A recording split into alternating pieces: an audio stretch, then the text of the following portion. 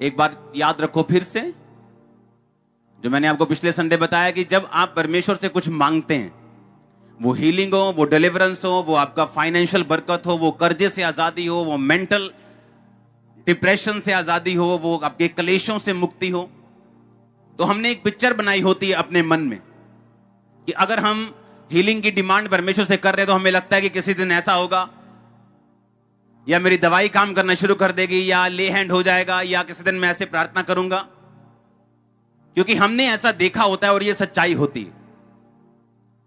हमने देखा होता है ले हैंड होते हुए, हीलिंग होते हुए।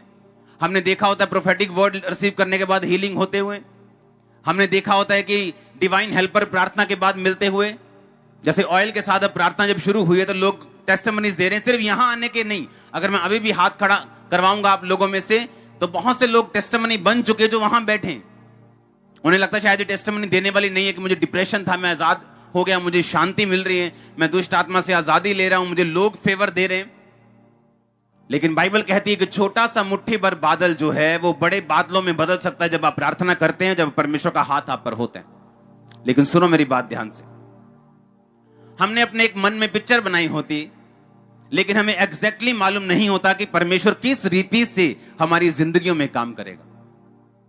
जिस तरह से नमान कोढ़ी जब था, बाइबल कहती है कि वो बड़ा प्रतिष्ठित व्यक्ति था और अपने राजा के जीतने के पीछे उसका एक बड़ा हाथ था, पर बाइबल कहती परंतु वो कोढ़ी था। यानी उसकी सारी जितनी भी उसकी पॉजिटिव पॉइंट्स थे, उसकी लाइफ में जितना अच्छा था, वो जितना सामर्थी था, जितना हेल्पफुल था और जितना गिफ्टेड था, एक कोढ़ीपन के कारण उसके पास पर लग गया।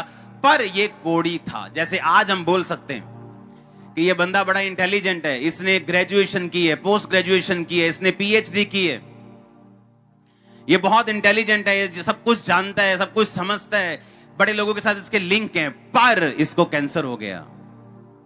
वो पर उसकी सारी खूबियों को खत्म कर देता है। नामान भी ऐसा एक व्यक्ति था कि उसकी सारी खूबियां उस कोढ़ ने खत्म कर दी थी।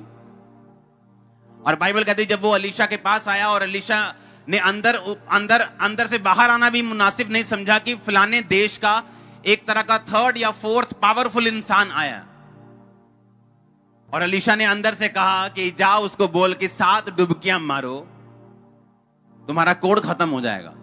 पर वो अपने मन में क्या पिक्चर बना के आया था कि मुझ पे ले हैंड होगा, खुदा का दास मुझ पे आके हाथ रख के प्रार्थना करेगा और मेरा कोढ़ खत्म हो जाएगा।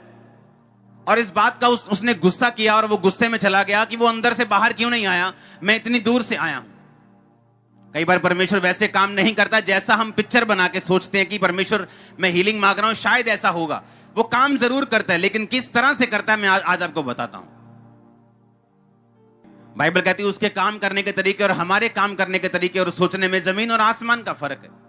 लेकिन बाइबल कहती है जब नामान कोढ़ी जा रहा था तो उसके सेवक ने कहा अगर वो आपको कोई मुश्किल काम करने को बोलता तो क्या आप नहीं करते? उसने कहा मैं करता।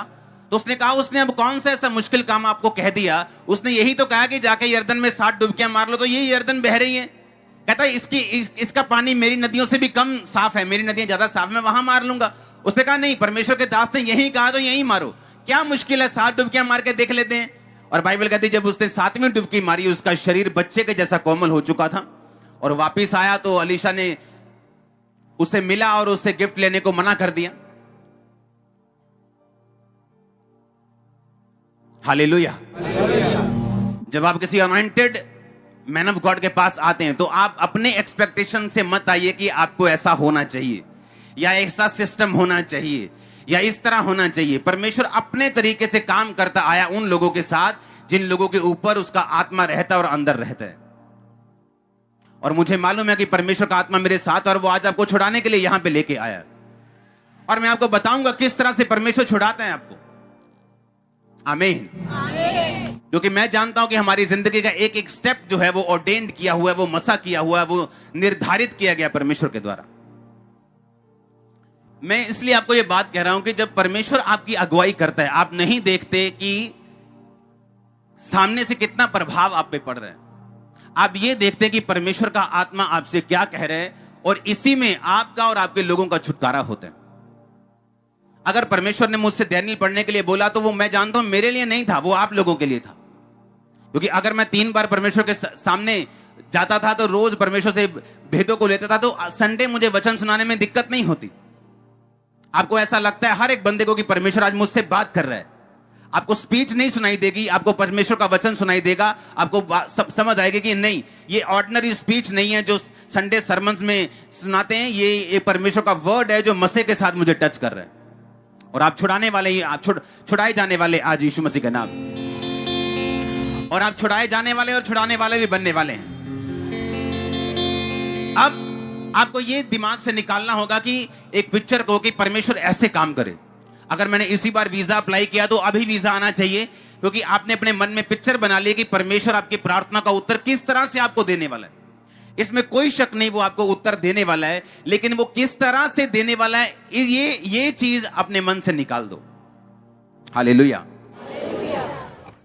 बाइबल कहती है जब नामान कोढ़ी वहां से निकला और शुद्ध हुआ और उसने अलीशा का जाके थैंक्स किया, तब उसे मालूम हुआ कि जो परमेश्वर के लोग हैं, जो मसा पाए हुए लोग हैं, वो उस हिसाब से नहीं चलते जिस हिसाब से हम चाहते हैं, वो उस हिसाब से चलते जिस हिसाब से परमेश्वर का आत्मा उन्हें चलाना चाहता है।